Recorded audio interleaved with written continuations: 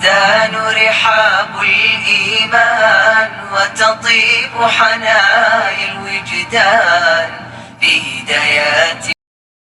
بسم الله الرحمن الرحيم. الحمد لله رب العالمين والصلاة والسلام على رسول الله وعلى آله وأصحابه أجمعين وبعد. يقول الله تبارك وتعالى في الكتاب المنزل بعد أعوذ بالله من الشيطان الرجيم. بسم الله الرحمن الرحيم. قول معروف ومغفرة خير من صدقة يتبعها أذى والله غني حليم. وقال أيضا إنما الصدقات للفقراء والمساكين والعاملين عليها والمؤلفة قلوبهم وفي الرقاب والغارمين وفي سبيل الله وابن السبيل فريضة من الله والله عليم حكيم. Unang-una ko mga kapatid namin sa pananampalatayang Islam, alhamdulillah, lubos tayong nagpapasalamat sa dakilang lumikha dahil umabot po tayo sa araw na ito, araw ng Biyernes. Kung ating pong bibilangin ang mga taong hindi po umabot ang kanilang buhay sa araw na ito ay napakarami po. Siyempre, lagi po tayo nanonood, nagbabalita sa mga balita sa social media, napakaraming mga taong nabawian ng buhay sa mga nakalipas na ilang araw. Minsan dahilan ay dahil sa nagkasakit, yung iba aksidente, iba't ibang uri po ng mga dahilan kung bakit po sila ay nabawian ng buhay. Pero wag po natin kaligtaan na dalawang uri po lamang ang mga namamatay. Una ho ay mga taong kanilang nakamit ang puot ng Allah subhanahu wa ta'ala. Ang ibig sabihin, mga namatay na hindi po, kumbaga, ginagampanan ang kanyang tungkulin bilang isang alipin ng Allah subhanahu wa ta'ala. Ibig sabihin, hindi po naniniwala kay Allah, kaya hindi po sumusunod sa mga kagustuhan ng Allah subhanahu wa ta'ala. Pangalawang uri po ng mga tao na namatay, yung nabawi ng buhay, ay mga taong namatay na kanilang nakamit ang kaluguran ng Allah subhanahu wa ta'ala dahil sila po ay namatay na kung saan kanilang ginagampanan ang kanilang tungkulin bilang isang alipin ng Allah subhanahu wa ta'ala. Kaya yan po ang ating hiniling sa Allah subhanahu wa ta'ala, na tayo bawian ng buhay na kasama po sa mga taong sumusunod, sumusuko, tumatalima sa kagustuhan ng Allah subhanahu wa ta'ala. Ito po yung talata na sinabi ng Allah subhanahu wa ta'ala na kung saan babala sa kanyang mga alipin. Na ang kanyang pong sinabi sa banal na Quran, wala tamutunna illa wa antum muslimun. Sa kahulugan po, wag na wag niyong hayaan na kay mamamatay, ubawian ng buhay na hindi kabilang sa mga sumusuko, sumusunod, tumatalima sa kagustuhan ng Allah subhanahu wa ta'ala. Kaya sa araw-araw po, binibigyan po natin ng oras na tayo humihiling sa Allah subhanahu wa ta'ala dahil hindi po natin maiwasan. At dyan po tayo mapupuntang lahat na tayo mamamatay. Kaya dahil po tayo mamamatay, kaya iniling natin palagi sa Allah subhanahu wa ta'ala na mamatay po tayo sa panahon na nalulugod ang Allah subhanahu wa ta'ala sa atin. Dahil kung tanggapin po ni Allah, sigurado po yan. Mga kapatid namin sa pananampalatayang Islam. Bali sa ngayon po ang ating napiling paksa ay patungkol sa kung saan parang katanungan na ang sadaka ba ay pira lam ang tinutukoy para magkaroon ka ng tinatawag na sadaka. Sa katunayan, ito po ay hindi lamang pera ang tinutukoy sa sadaka. Sa kahulugan, pag sinabi sadaka, ito yung pagbibigay ng kawanggawa sa isang pagpapaliwanag ng mga eskolar. Opo. Kumbaga, ang sadaka po ay maraming uri o klase po na tinutukoy. Hindi lang pong pera, na kapag nagbigay po tayo ng pera, ay nakapagbigay po tayo ng sadaka. Opo. So bago po natin mga kapatid namin sa pananampalatayang Islam, ipaliwanag o pag-uusapan ang mga uri, mga klase na tinutukoy na sadaka, hindi lang perang tinutukoy, ay banggitin natin muna itong tinutukoy din na dalawang uri na sadaka. Opo. Bukod dun sa mga uri na sadaka, mayroon ding dalawa nating babanggitin mismo para maging malinaw po sa atin. Kapag narinig po natin ang sadaka, ito yung wikang Arabic, na ang kahulugan sadaka at sasagi sa isip natin kaagad ay ito yung pagbibigay ng voluntaryong kawanggawa. Opo. Sadaka. Ibig sabihin, voluntaryong kawanggawa ang isang tinutukoy. Pero minsan, ang sadaka po ay nangangahulugan sa tinatawag na wajib o di kaya obligado. Ito po ay mapapatunayan po natin sa banal na Quran na kung saan mismo ang tagapaglikha ang nagsabi, innamas sadaqatu lil fuqara. Opo. Ito po ay malinaw na sinabi ng Allah na katotohanan ang mga sadaka o di kaya ang pagbibigay ng kawanggawa ay lil fuqara, para sa mga tinatawag na mga mahihirap, no? Mga mahirap. Pangalawa, wal masakin. Pag sinabi masakin, ito din yung mga parang tumutukoy din sa mga taong mga mahirap din. Kaso lang, pinagkaiba po ng mga scholar ang tinatawag na pukara at saka masakin. Pag sinabi pukara, ito yung matinding, kumbaga, mas nangangailangan kaysa masakin. Sa kanilang paliwanag na ang pukara, ito yung kumbaga nakapagtanghalian, pero problema niya pa rin yung kumbaga yung hapunan. Kumbaga walang nakahanda. Opo. Kumbaga siya nakapag-almusal, problema pa niya yung tanghalian. So ibig sabihin yung mga sumusunod na kung saan na pangangailangan po niya ay walang nakahanda, kundi ito pa ay hahanapin pa. Kumbaga. Pero ang masakin, pag sinabi masakin, ito yung na-provide niya po yung halimbawa pananghalian o hapunan. Ang ibig sabihin po nito, katamtaman. Po, hindi katulad ng mga iba dyan na higit pa sa masakin kasi siyempre sila yung may mga sobra sa kanilang mga kumbaga natitira ng mga pagkain o sa kumbaga sa pera. Isa rin po sa paliwanag ng mga eskolar, ang pukara ay hindi nakakakain po sa kung saan yung mga masasarap na pagkain, halimbawa yung mga karne, opo. Hindi katulad ng masakin na minsan nakakatikim din ng. So may mga opinion po ng mga eskolar.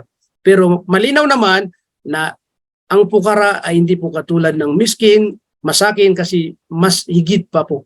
Ibig sabihin, mas higit na mahirap ang pukara po. Ito yung mga plural, pukara, mga mahirap, masakin, ganun din, plural din po yan. At tinutukoy ay yung mga mahirap po. Wala amilin. At kasama rin sa bibigyan ng kawanggawa ay yung mga amilin na alayha. Ito po yung tinutukoy, yung mga nag-iipon sa tinatawag na zaka. Amilin, halimbawa, dito po halimbawa sa Saudi, mayroon silang kumbaga programa na taon-taon po mayroon ding kumukulikta sa tinatawag na zaka. Ang zaka na naman ito yung obligado po, ang tinutukoy rin. Opo. Wal amilin wal muallafati qulubuhum, at kasama rin din yung mga sinasanay ang kanilang pong mga puso. Tinutukoy po yung mga bagong alimbawa yakap ng Islam, isa rin sa paliwanag ng mga eskolar, or yung kahit na dati ng Muslim na maranaw matausog mamagindanon pero matagal na panahon o di kaya matagal na nagpabaya sa pananampalatayang Islam, ngayon nakaalala po siya at nagbalik loob kay Allah subhanahu wa ta'ala at nagsimula na magsamba. Dati hindi nagdadarasal, ngayon nagsimula na siya magdarasal. So kasama siya sa tinutukoy na muallafati qulubuhum. Ibig sabihin sinasanay ang kanilang puso. Sila po ay kabilang po sa tinatawag na kumbaga binibigyan ng kawanggawa po mga kapatid namin sa pananampalatayang Islam. Opo. Kasama yung wafir riqab. Ibig sabihin ito yung mga taong sabihin po natin na yung alipin. Halimbawa, bibigyan mo siya para lumaya po siya. Halimbawa, tutulungan mo siya, bibigyan siya ng kawanggawa para naman halimbawa mawala po sa kanyang pagkaalipin. Opo, ito sa mga unang panahon, may mga pangyayari na yung alipin, babayaran ng isang mayaman, bibigyan niya ng ano po, kung magkano ang ibabayad sa kanya para mawala sa kanyang pagiging alipin para maging malaya po. Kasama yung walgharimin, ang walgharimin, pati rin yung tinatawag na kumbaga lubog sa utang na hindi makabayabay kasi sa sobrang utang, ito po mayroon ding karapatan na bigyan po siya sa tinatawag na naipon na sadaka o di kaya yung zaka. Wa fi sabilillah, pati rin po yung mga para sa landas ng Allah subhanahu wa ta'ala, tinutuki rin po yan na binibigyan din ng tinatawag as-sadaqat. Opo. Wa ibn sabil, pati rin mga halimbawa naglalakbay at naubusan po ng panggastos, opo, kapag nalaman po nito at yung may hawak o may kumbaga responsible sa tinatawag na naipon ng mga sadaka, ito po rin ay dapat mabigyan po rin siya. Kaya, fariyadatan minallah wallahu alimun hakim. Ito po yung nagpapatunay na kung saan ito palang binanggit ng Allah na innamas sadaqat, ibig sabihin katotohanan ng mga kawanggawa ay fariyada, ibig sabihin wajib, obligado, na mula sa Allah subhanahu wa ta'ala. Kaya ito pong dahilan kung bakit natin binigyan ng kahit maikling paliwanag na kapag nakarinig tayo ng sadaka, opo, dalawang tinutukoy. Sadaka na talagang kusang loob na magbibigay ka ng kabanggawa, opo, pagdating sa halimbawa sa pera, or sadaka na ang tinutukoy, ang obligado mismo itong binanggit sa banal na Quran, mga kapatid namin sa pananampalatayang Islam. Okay. Ngayon po, dahil malinaw po sa atin na ang sadaka pala pwede rin bigyan ng kahulugan ng kawanggawa dahil ito yung patunay, at siyempre, ganun din ito ay nangangahulugan ng pagbibigay ng kawanggawa po, mga kapatid namin sa pananampalatayang Islam. Sa ngayon po, dadako po tayo sa ano po ba yung mga uri o mga klase na sinasabi na kung saan magkakaroon ka ng sadaka sa hindi sa pamamagitan ng pera. Opo. Kasi sabi nga po natin, ang alam po natin, kadalasan, karamihan ang alam niya, pag sinabi magbigay ng sadaka, automatic yan ng pera ang tinutukoy po niya. Allahu Akbar. Kaya mga kapatid namin sa pananampalatayang Islam, ang katunayan, maraming klaseng nabanggit po sa hadith na tinutukoy patungkol sa pagbibigay ng sadaka. Ibig sabihin, pwede tayo magkaroon ng sadaka. Pwede tayo makapagbigay ng kawanggawa sa hindi sa pamamagitan ng pera, kundi sa pamamagitan ng gawain po. Subhanallah. Alam niyo po, isa sa hadith na nabanggit, na kung saan ang mga sahaba ng Propeta Muhammad sallallahu alaihi wasallam sa kanyang kapanahunan, sila nagsabi, qalu lin nabi, sila nagsabi kay Propeta Muhammad sallallahu alaihi wasallam, ya Rasulullah, dahaba ahlud duthur bil ujur.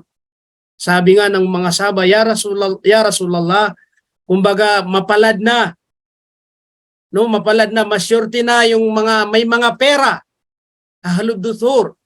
Makakabit nila ang maraming mga gantipal at mga biyaya. Bakit? Siyempre, sa pagbibigay ng literal na kung saan pera, ay hindi namin sila maigitan, hindi namin sila mapapantayan kasi sila yung mga mayayaman. Kumbaga, pagdating sa pagbibigay ng pera, siyempre, mayroon silang may bibigay ng mga pera. Di ba? Yusalluna kama nusalli. Sila yung nagdadarasal, sabi ng mga mahihirap sa panahon yun kay Propeta Muhammad sallallahu alaihi wasallam. Nagdadarasal po sila katulad namin pagdadarasal. Wa yasumuna kama nasum. Nag-aayuno po sila katulad namin pag-aayuno. Wa yatasaddaquna bifuduli amwalihim. At sila yung nagbibigay ng sadaka o kawanggawa sa pamamagitan ng pera. Kaya bifuduli amwalihim, yun ang kanilang lamang sa amin. Ito pong dahilan kung bakit nila nasabi. Kasi nag-ayuno sila, nag-ayuno rin tayo, nagdadarasal. Kaso lang, pagdating sa pagbibigay ng literal na pera mismo ang ibinibigay, kaya ito po ang hindi natin sila mahigitan. Ibig sabihin, dahil mayroon silang pera. Siyempre, nagbigay si kapatid na Ahmad halimbawa, 100. Ikaw wala kang naibigay 100 o nagbigay ng 50, ikaw wala kang naibigay. So, lamang pa rin siya dahil meron siyang naibigay na kawanggawa o sadaka na pera. Kaya ito yung sinabi ng mga sahaba kay Propeta Muhammad sallallahu alaihi wasallam na mapalad, masyurte Ang mga may pera kasi nakakapagbigay sila na yun ang dahilan kung bakit nila nalalamangan ang kanilang mga kapatid. Ibig sabihin, nalalamangan ang hindi po nakakapagbigay ng sadaka. Pero ano ang sagot ni Propeta Muhammad sallallahu alaihi wasallam? Ito'y patunay na hindi lang pera ang tinutukoy na sadaka. Anong sabi ng Propeta? Awalaysa qad ja'alallahu lakum ma tasaddaqun? Allahu Akbar. Hindi ba ginawa ng Allah subhanahu wa ta'ala para sa inyo na may mga bagay na pwede niyong gawin para makapagbigay kayo ng sadaka? Hindi lang pirang tinutukoy. Opo. Memorya mo ngayong babaeng hindi mo makalimutan. May nagsasalita po. Naririnig po natin na pakiupo yung microphone na kapatid. Ahmad Garcia, pakiupo.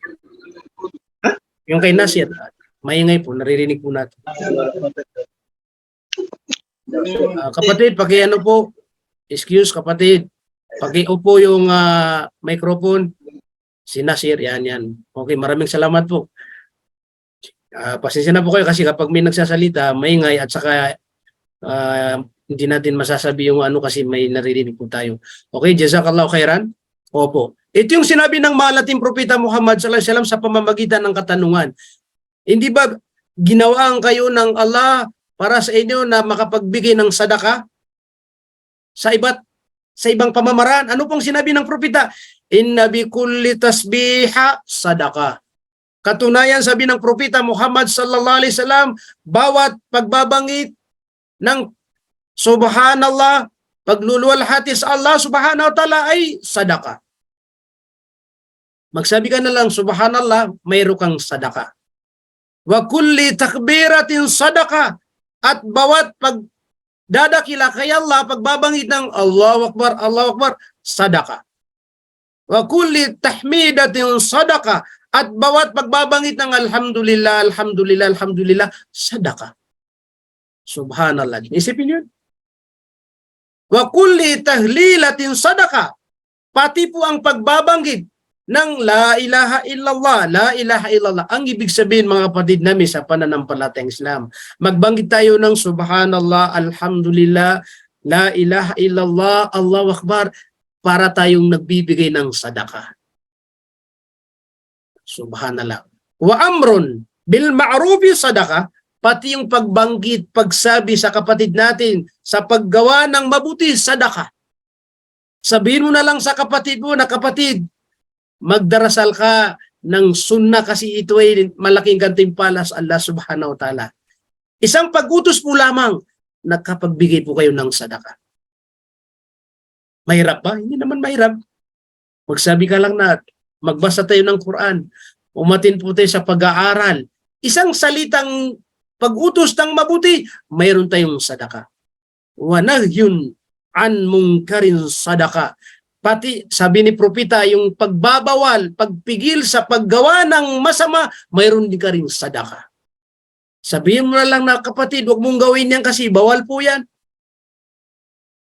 Huwag manira ng puri. Isang salita po lamang na pagbabawal, sadaka. Ito yung mga sinabi ng Propeta doon sa kanyang mga sahaba na nagtanong na mapalad, masyurte ang may mga pera kasi siyempre lagi sila nakakapagbigay ng sadaka. Kaya ito yung ibinalik ng Propeta Muhammad sallallahu alaihi wasallam sa kanila. Hindi ba gumawa ang tagapaglikha para sa inyo na makapagbigay rin ng sadaka hindi sa pamamagitan ng pera kundi sa mga pamamagitan ng may mga babanggitin? Allahu Akbar. Wa fi bud'in ahadikum sadaka. Pati sabi ni Propeta Muhammad sallallahu alaihi wasallam, yung pagtabi sa asawa mo. Pagtabi sa asawa mo. Allahu Akbar.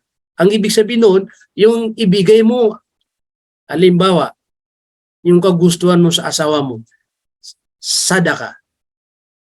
Ibig sabihin, mahabang paliwanag po ito.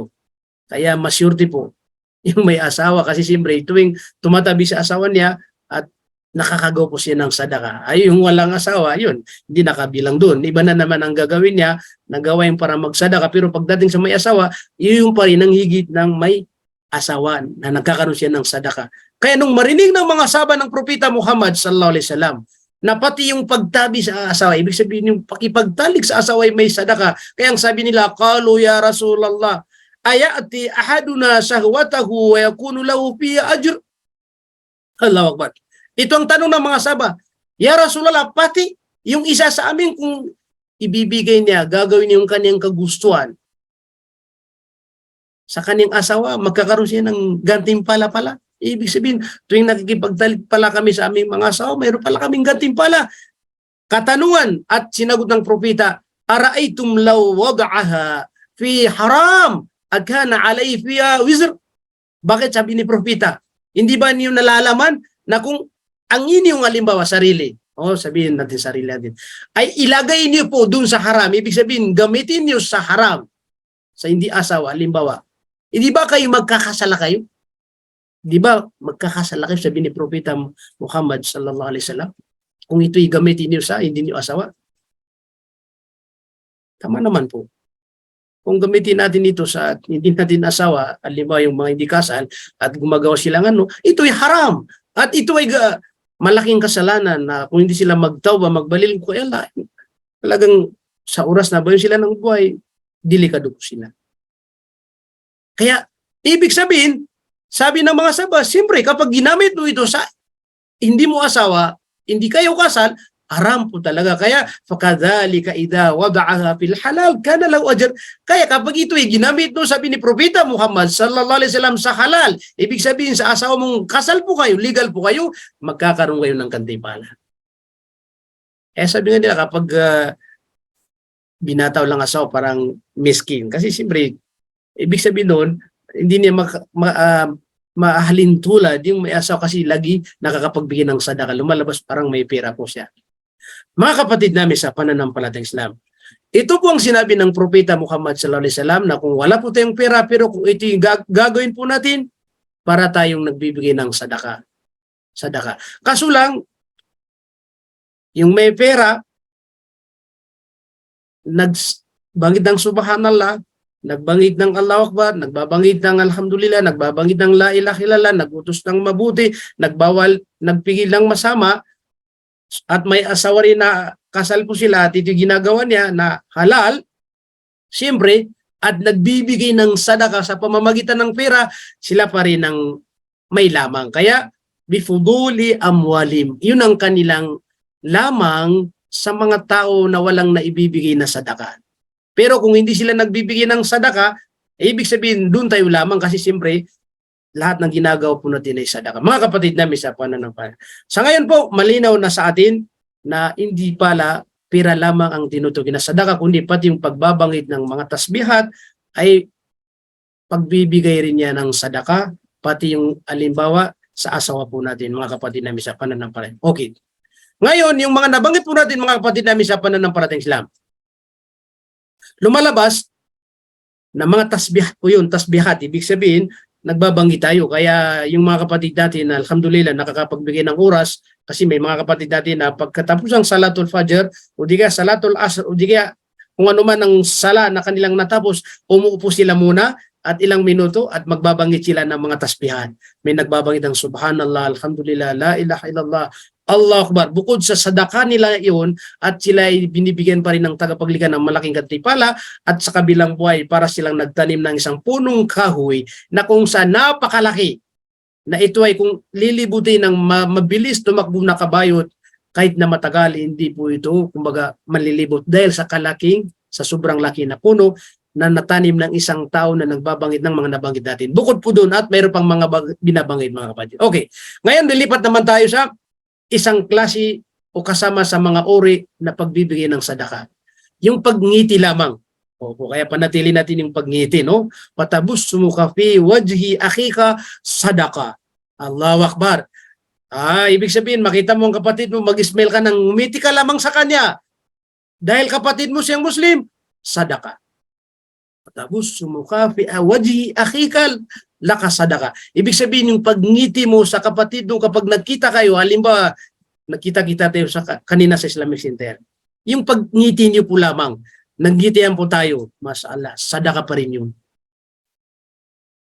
Kaya kung ating kumbaga pagmumukha ay parang laging galit, yung di ba may tao na ganun, pag tinignan mo parang galit na siya, mukhang yung pala hindi galit yun kasi yun ang kanyang pagkakano.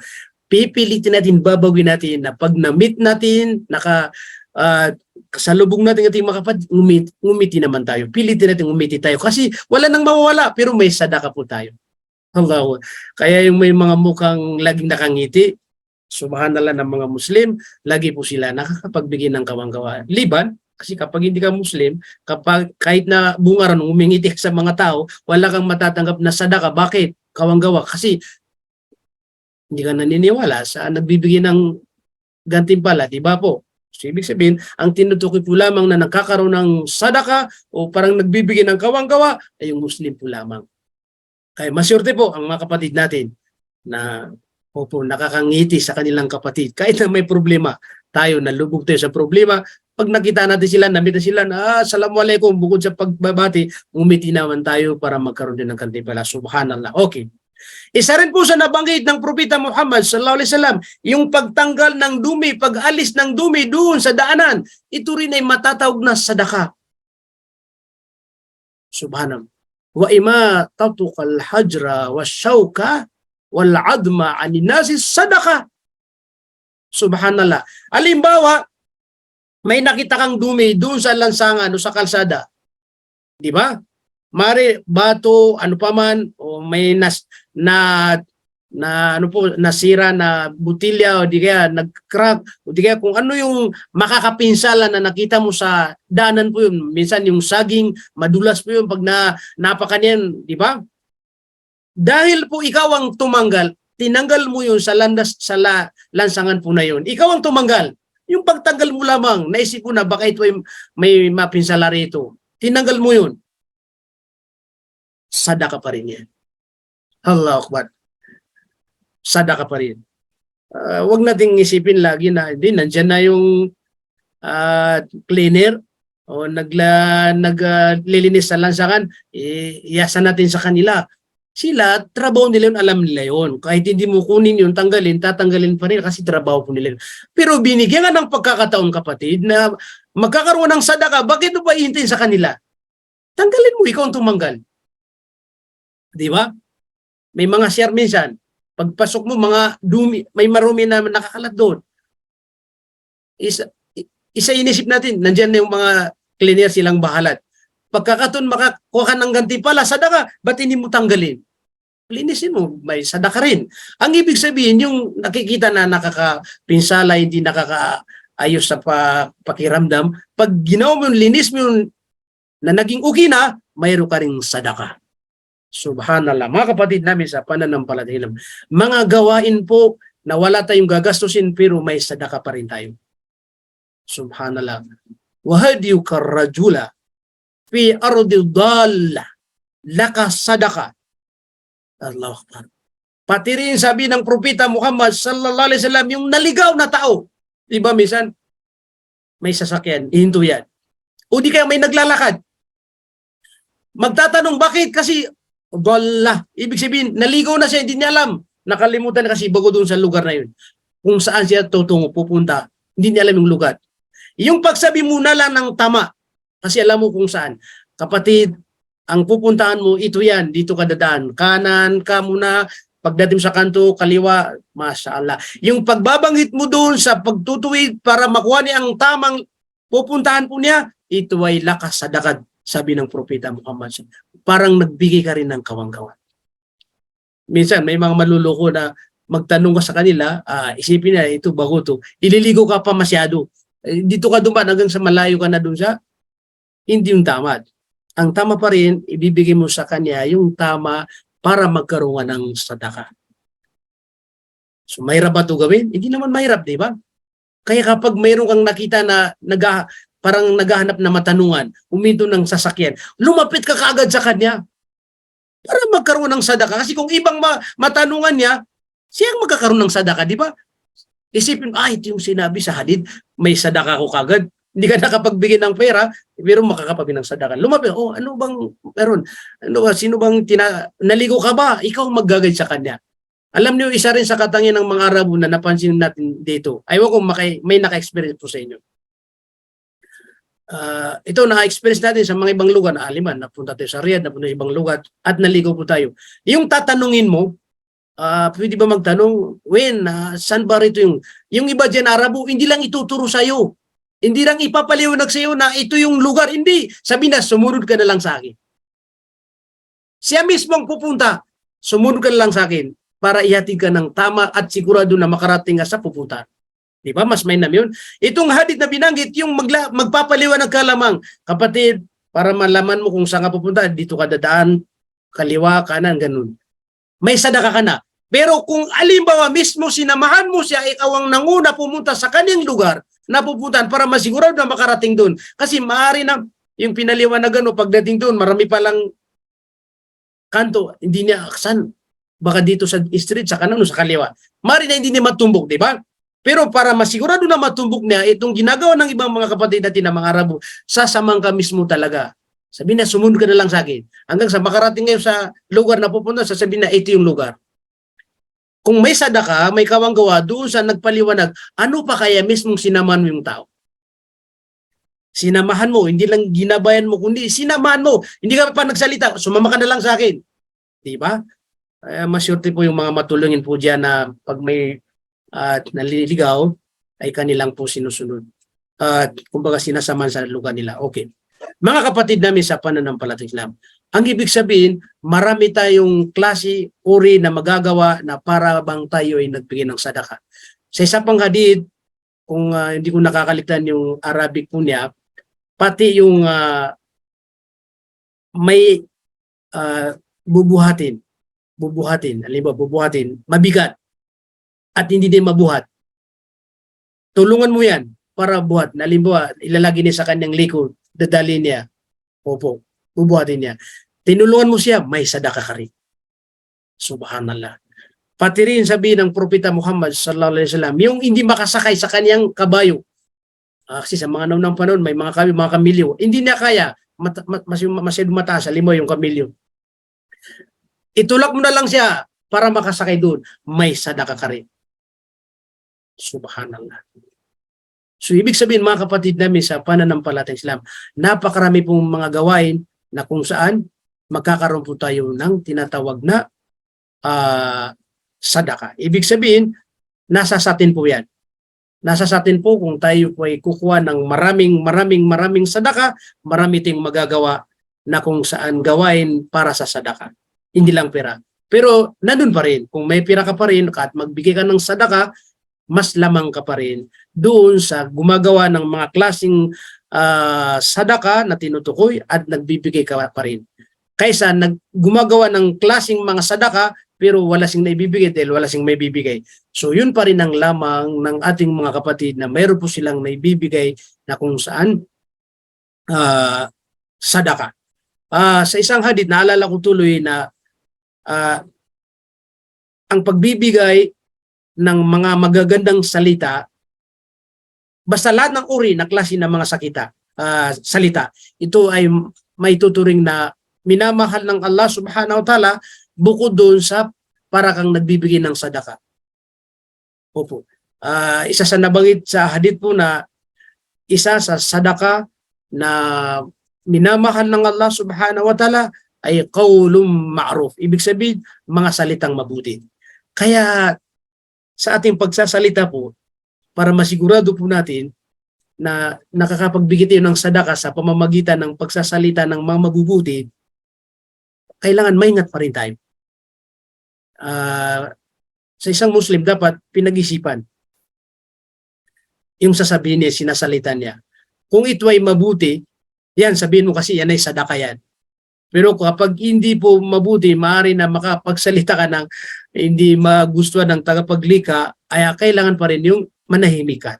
Kasi para hindi ka magkasala, kahit hindi ka makapagbigay ng sadaka. Di ba minsan may tao na magbunga magsalita kung ano mga sinasalita. Hindi niya namamalayan dahil sa dami niyang mga nasalita, minsan nakakapagsalita siya na hindi po nalulugod ang tagapaglika.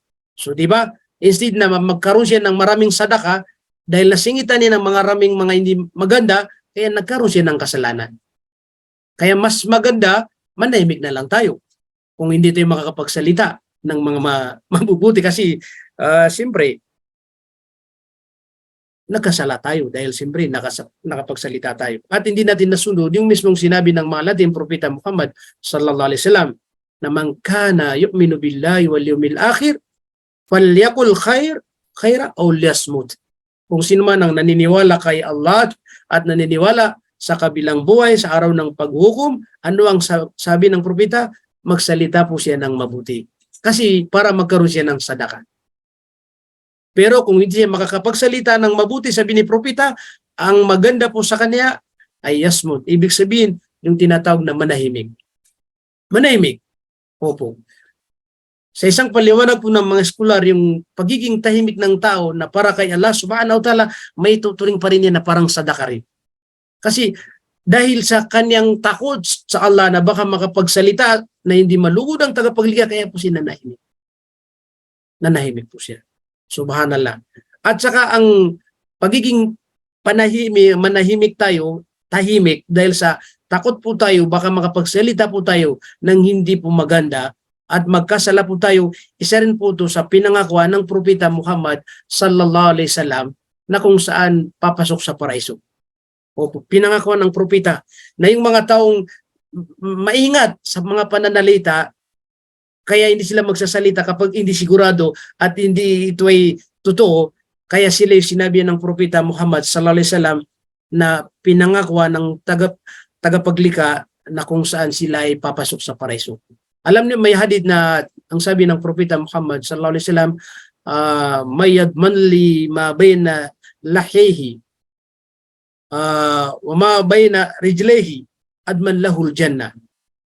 Sa kahulugan po ang sabi ng propeta Muhammad sallallahu alaihi wasallam, sinumang kumbaga magbigay sa akin ng garanti. Ibig sabihin magbigay sa akin ng garanti sa akin na kanyang pangangalagaan ang kanyang lihihi. Pag sinabi bayna lihihi, halimbawa ito biguti rito at biguti rito, di ba? Itong tintokoy lihihi, ibig sabihin pagitan nito mabay na lahihi. Ang tinutukoy lisan, ibig sabihin yung dila, ibig sabihin yung pagsasalita. Kaya kung sino man ang magbigay sa akin ng garanti sabi ni propeta Muhammad sallallahu alaihi wasallam na pangalaga nitong pagitan ng dalawang lahi, ibig sabihin yung dila niya.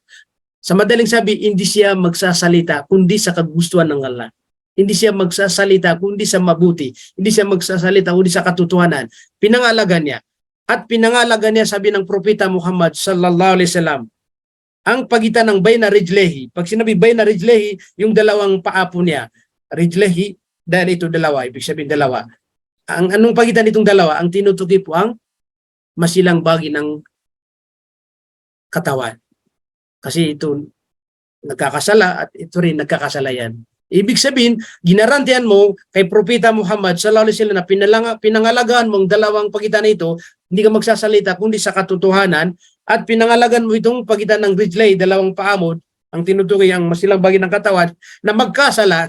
Ito yung sinasabi na adman lahu jannah, at ginaranturan sa kanya rin ang paraiso. Ibig sabihin, dahil pinangalagan ito at sa baba, itong dalawa, kaya may garanti ang propeta Muhammad sallallahu alaihi wasallam na tayo ay papasok po sa paraiso. Okay. Malinaw yun. Pero kapag hindi natin pinag-iingatan ng ating pagitan ng dalawa na ito, ibig sabihin, masalita po tayo na kung saan kahit na masama, kahit na nakasakit, hindi natin pinangangalagaan, binabantayan, kaya yun ang problema, magkakaroon tayo ng malaking problema.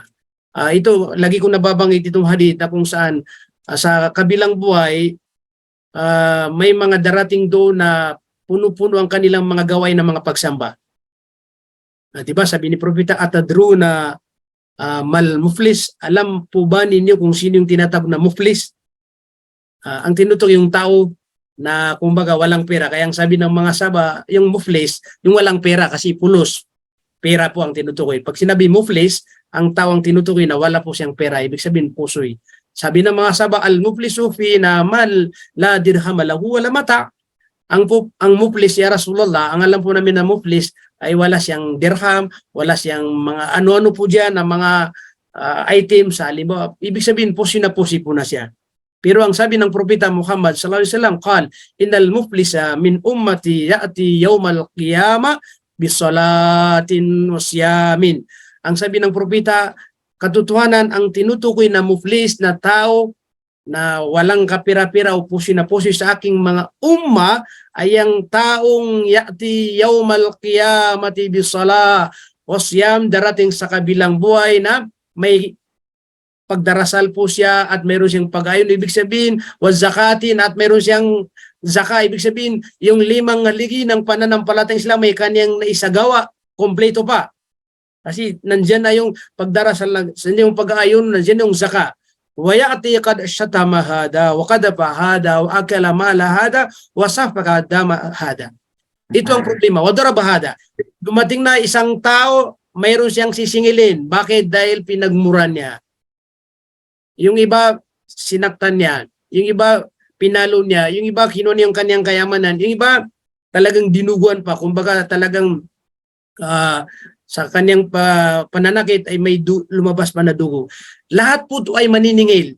Sabi ng propeta Muhammad sallallahu alaihi wasallam, "Fayu'ta hada min hasanati", dahil po wala tayong may babayad doon na pera, kasi hindi pera ang ibibayad natin kundi yung ating mga gawain na mga mabubuti. Kaya hasanati, yung kanyang mga mabubuting gawa, ibabayad doon sa taong sumisingil. Pero marami siyang gawain na mabuti pero ibabayad nito. Fa in faniyat hasanatuhu qabla ay yuqda ma alayhi ukhida min khatayahum wa turihat alayhi thumma turiha finnar. Ang isipin nyo, naubos na ang kanyang mga mabubuting gawa. Ubos ng pagdarasal, lubong ng pag-ayuno, ubos na lahat ng kanyang mga nagawa. Kasama niya sa kabilang way, puro naubos na sa pangbayad po siya, binayad niya. So dahil mayroon pang mga natitira na sumisingil, kaya bago po siya itapon sa apoy ng imperno, kaya kukunin niya muna yung mga kasalanan na nagawa ng sumisingil sa kanya. Yung mga sumisingil na may mga nagawang masama, ito ngayon ang magiging baliktad. Siya ngayon ang bibigyan ng gawain pero masamang gawain. Mga khataya, yung mga pagkakamali po nila. Hanggang sa siya ngayon ang mapupuno ng mga khataya, mga masasama. Kaya po pagkatapos, dahil punong-puno siya ng mga masasama, dahil naubos ang kanyang mga mabubuti na mga gawain tulad ng pagdarasal, pag-ayuno, pag-zaka, lahat-lahat, kasi naibayad niya sa mga taong sumingil sa kanya, sa kanyang mga nasakta na sa salita ng masama na lahat, napalo po niya, nasaktan po niya. Kaya ito ang magresulta hanggang sa siya ay itatapon po sa apoy ng impyerno. Wa na'udzu billahi min dzalik. Ito yung patunay na kailangan maingat po ang tao, ang Muslim, sa kanyang pananalita. Kung ang pananalita na salita po natin ay hindi po makakatulong, hindi po mabuti, hindi po katotohanan, mas maganda po na manehin po tayo mga kapatid namin sa pananampalataya. Kaya mga kapatid namin sa pananampalataya, sa katunayan po, dahil siyempre mahina po ang ating pananampalataya, kaya minsan yan hindi natin namamalayan na patuloy pa rin tayo na nakakapagsalita o po ng mga masasamang salita. Ang inakala natin minsan ay mabuti pero pala ito ay masama. Diba? Minsan may mga tao na hindi niya namamalayan yung kanyang sabihin natin nakaraan na mga gawaing mga masasama. Kinukwento pa niya sa mga tao. Diba? Sa hadith na ang nabanggit po sa hadith, kung mayroon tayong mga nagawang mga kasalanan sa mga nakaraan, huwag po nating ikwento sa mga tao. Bakit? Kasi kung pinatawad tayo ng Allah subhanahu wa ta'ala dahil siyempre nagbalik lupo tayo. Tapos ngayon, kinukwento natin po doon sa mga tao. So lumalabas na parang rewind mo yung gawain mo doon. Kaya ngayon, dahil ang mga salita po natin isinusulat ng mga anghel. Isinusulat ng mga anghel. Ngayon, parang lumalabas po doon mga kapatid na yung gawain mo na pinapaalala mo pa. Kaya isusulat ng mga anghel. Ito, gumawa pa lang kalukuhan, di ba?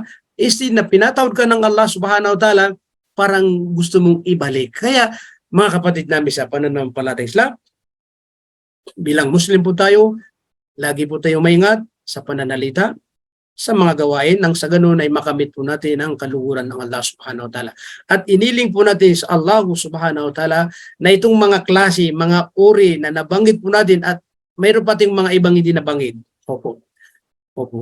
Na kung saan sisikampi po natin na kung wala po tayong naibibigay na kawang-gawa, opo, kailangan pa rin ay gawa tayo ng mga ganito. Kasi para katulad natin ang mga taong nagbibigay ng sadakat. Alam niyo, minsan may mga tao na inaasan niya po lamang. Siyempre, nakakapagbigay siya ng tulong, sadaka sa pamagitan ng pera, kaya hindi pa niya kailangan ng magbibigay ng oras na magbabangit ng subhanallah, alhamdulillah, la ilaha illallah, Allahu akbar. Kasi inisip niya, nakapagbigay siya ng kawang-gawa. Di ba? Okay, alhamdulillah kasi nakapagbigay ng sadaka. Tayo, wala tayong naibigay na sadaka. Kaya, mas maganda para makapagsadaka tayo, yun pa rin ang gagawin natin. Kaya, kung ganun po ang mangyayari, na ang isang tao ay sadaka lamang siya nagbibigay, pera lamang, pero tayo, may mga gawin tayo, baka mas lamang pa tayo kasi siyempre marami tayong magagawa. Opo. Allahu Akbar. Di ba? Pero kung sila'y nagbibigay ng sadaka at ginagawa po nila ang katulad ng ginagawa natin, tulad ng sinabi ng mga sahaba ng Propeta Muhammad sallallahu alaihi wasallam na yasumuna kama nasum, yusalluna kama nusalli. Di ba? Nagsasala sila katulad ng pagsasala. Nag-aayuno sila katulad ng pag-aayuno. Nagbibigay sila ng, nagbabanggit sila, lahat ginagawa nila. Kaya, bifuduli amwalim, yun ang kanilang lamang sa mga taong, hindi nakakapagbigay ng sadaka. Sa madaling sabi, mga kapatid namin sa pananampalatayang Islam, mapalad, masyurte po ang mga taong nakakapagbigay ng sadaka sa pamamagitan ng pera at gumagawa po sila sa mga iba't ibang uri, klase rin ng mga sadaka katulad ng mga nabanggit po natin. Katulad po ng ating mga nabanggit. Ibig sabihin, lamang sila pa rin. Kaya mga kapatid namin sa pananampalataya, dito ko po tatapusin, huwag po natin kaligtaan. Itong mundo, binuhay po tayo, nilikha po tayo ng Allah subhanahu wa ta'ala sa ibabaw ng lupa para sambahin lamang po siya. Po, yan ang ating layunin po. At ang pagsamba po sa Kanya ay hindi po may araw o may oras na hanggang doon po lamang, hindi na tayo magpapatuloy sa pagsamba. Hindi. Huwag po natin gayahin yung mga iba na tuwing Friday po lamang sila makaalala sa Allah subhanahu wa ta'ala. Pero pagkatapos ng Friday, nasala, Salatul Asr, Salatul Maghrib at iba pang mga araw, wala silang pakialam. Ibig sabihin, tuwing Friday lamang sila nakakaalala. Kaya mapapansin natin tuwing Friday, punong-puno ang mga masjid dito. Kahit na po sa landas, sa kali, sa labas ng masjid, kahit na sobrang init pa, makikita po natin na napupuno pa rin ng kalsada. Dahil Friday po lamang nagsasala. At mayroon ding mga tao tuwing Ramadan, ganun din Ramadan. Napupuno ang masjid pag Ramadan kasi nakakalala po mga tao tuwing Ramadan. Hindi po yan, kapatid, ang ating tungkulin bilang isang alipin yalad, isang Muslim, na may hangganan po. Ang ating tungkulin po sa pagsagawa ng mga iba't ibang uri na pagsamba kay Allah subhanahu wa ta'ala habang may buhay po tayo. Kaya ang sabi po ng Allah, wa'bud rabbaka hatta ya'tiyakal yaqin. Gawin mo ang pagsamba kay Allah, sambahin mo ang Allah, paglingkuran mo ang Allah subhanahu wa ta'ala na walang, kumbaga, panapanahon o di kaya walang hangganan, kundi hanggang sa bawian ka ng buhay. Yung hatta ya'tiyakal yakin, hanggang sa bawian ka ng buhay, yun ang ibig sabihin ng sinabi ng Allah subhanahu wa ta'ala. Ibig sabihin, abang may buhay po tayo, kailangan hindi po tayo ihinto sa pagsagawa sa mga tungkulin natin bilang isang Muslim o alipin ng Allah subhanahu wa ta'ala. Bakit po? Kasi sa mga panahon, sa mga oras na yun ang ating ginagawa, kahit anong oras po tayo nabawi ng buhay, nakasigurado po tayo na ating ginagampanan ang ating tungkulin bilang isang mananampalataya sa Allah subhanahu wa ta'ala. Pero kung maglagay po tayo ng hangganan, tulad ng nabanggit po natin, tuwing Biyernes po lamang, maaari na tayo bawian ng buhay sa Saturday, sa Monday, diba? Tuesday, Wednesday, hindi sa Friday. Hindi paano tayo? Masyurti ka, kung halimbawa, Friday lang sinasalaan mo, tapos namatay ka sa araw ng Biyernes, pagkatapos magsala ng Friday, di ba? Masyurti po tayo kung ganun. Ang problema, kung dun sa asar, hindi ka nagsala ng asar kasi hindi ka naman magsasala ng asar dahil Friday po lamang sinasalaan mo. Maghrib, wala pa rin. So doon ka na bawian ng buhay. Mamamatay po tayo sa hindi po sa tinatawag na sumusunod, sumusuko, tumatalima sa kagustuhan ng Allah subhanahu. Kaya mga kapatid, ito pa rin ang ating inihiling sa Allah subhanahu wa ta'ala.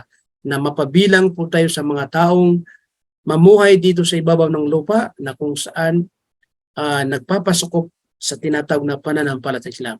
Ibig sabihin, sinisikap po natin na mamuhay po tayo sa kagustuhan ng Allah subhanahu wa ta'ala. Hindi po kagustuhan ng ating sarili kasi ang sarili naman minsan may mga kagustuhan niya na hindi po sang-ayon sa pananampalataya Islam. Dahil po mayroon akong natitira 2 minuto, pasensya na po kayo, parang yata, dapat 5 minuto para mayroon tayong makatanungan. Sana po mayroon tayong napulot na aral sa aking ibinagi po sa inyo. At higit sa lahat, ang sarili ko ay mayroon akong napulot na aral. Hanggang dito po lamang. Wa akhiru da'wana alhamdulillahi rabbil alamin. Wassalamualaikum warahmatullahi wabarakatuh. Pwede po tayo magtanong sa may katanungan po, inshallah. Assalamualaikum, Ustad. Waalaikumsalam warahmatullahi wabarakatuh.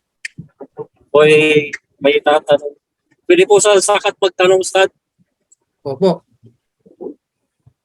Halimbawa po may naitabi ako sa Pinas ng mabot sa isang taon. Okay. Yung halaga nun, yung pera na yun, di na ako nagbawas doon, pero dito na nanggaling yung ipapadala ko sa gusto kong bigyan. Pwede po ba yun na hindi ko nababawasan yung nandun, pero yung halaga nun na dito nang gagaling sa akin, pwede po ba yun na So, ibig sabihin, bilang mo yung pera. Opo, Ustad. Okay. Kung bilang po natin yung pera, at least, sigurado natin na kung halimbawa, di ba, yung 2.5, di ba? Kung isang 100, ay meron tayong 2 real na 50 halala, di ba? Parang kasi every 40 real o 40 pesos, may 1 peso. So at least yung bilang po natin, halimbawa, sakto ron, pero mas maganda pa rin, may pa rin yung sinusobrahan, di ba? Kung halimbawa, ang total po natin ay ito ang babawasin ko sa aking zaka, halimbawa 1,000 peso, mas maganda pa rin yung ihitan po natin. Halimbawa, may 1,000 kasi mas maganda yung sobra. Pwede pa rin yun, walang problema. Basta siguro natin yung bilang total po ng ating Kasi siyempre, kung tutusin na pera mo yun, iman mula sa tao, ikaw ang nag-ipon po doon. Pwede po kapatid na Abdullah. Parang po sa di ko na yun, kumbaga di na nabawasan yung pero yung pera naman na yung katumpas na noon, dito naman galing, hindi na to sa nanaitabi ron. Opo, kaya sobrahan mo na lang yung yung ibibigay mo doon kasi para mas mainam. Hindi ko na itatanong kung magkano ang nakatago na kasi baka may magplano sa iyo. Opo, depende yan po. Kung bilangin mo, totalin mo kung alin ang tamang total na magbibigay ka ng zaka. Opo, tapos ibigay mo doon sa nabanggit natin na 8 klase ng mga tao na nararapat po sa kanila yung tinatawag na zaka. Opo, sa mga kapatid natin diyan din na mayroon ding naipon. Ito pong nabanggit na 8, ito po yung nabanggit na hati-hatin po natin sa 8 uri o di kaya klase ng mga tao na tatanggap po. Kaya kailangan mayroon tayong kilalang mapagkatiwalaan at sasabihin po natin sa kanya, halimbawa sa Pilipinas, kung sino yung kausap mo natin doon, na itong gusto ko na makasigurado sa tinutukoy po na bibigyan ng zaka po. Kasi yung binanggit natin po kanina, 8 klase, sila po yung mga taong may karapatan na bigyan ng zaka. Okay, jazakallah khair. Allahu alam, kapatid. Next, baka meron pong ibang...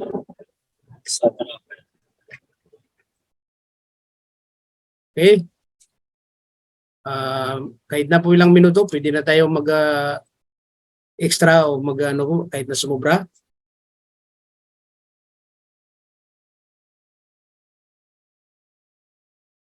Okay, kung wala pong katanungan, ibig sabihin na malinaw na po sa ating mga kapatid.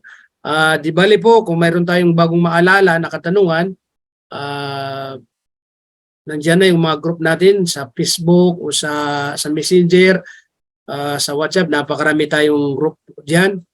Pwede tayong mag-chat, pwede rin sa grupo o pwede rin sa private, wala pong problema. Pag alam po natin, sasagutin natin at kapag hindi natin alam, siyempre magtatanong pa rin tayo sa mga mas nakakaalam. Fas'alu ahla dzikri in kuntum la ta'lamun. Itanong ninyo po, sabi ng Allah subhanahu wa ta'ala, ang mga bagay na hindi niyo po nalalaman. Ibig sabihin, itinanong niyo sa akin at hindi ko nalalaman, itatanong ko po sa mga nakakaalam. Kasi siyempre para makasigurado po tayo.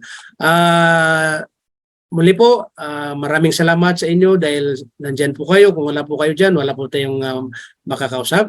Naway, tanggapin po ni Allah subhanahu wa ta'ala ating mga oras na ginugugol sa kanyang landas. At sana po ay mayroon tayong napulot na aral sa ating ibinagi. Maglayunin pa rin tayo na kung ano man ang ating natutunan, unang-una ating sarili, isa sa buhay po natin. Pangalawa, sa ating pamilya kasi yun ang second priority. At pangatlo, sa ating mga kamag-anak. Pang-apat, sa ating mga kaibigan. Panglima, sa kahit hindi din natin kilala ang mga tao, kapag nakakasalamuha po natin sila kung saan mga lugar, pagkakataon, pwede na tayo magbahagi po sa kanila dahil ito yung tungkol natin bilang isang Muslim na magparating, mag-abot, magbahagi ng pananampalataya po Islam. At sana po hindi ito panghuli, kung hindi ito ay panimula at tuloy-tuloy na lagi po tayo magkakasama sa ating programa every Friday bukod doon sa mga ibang mga araw na ating kumbaga mga programa rin.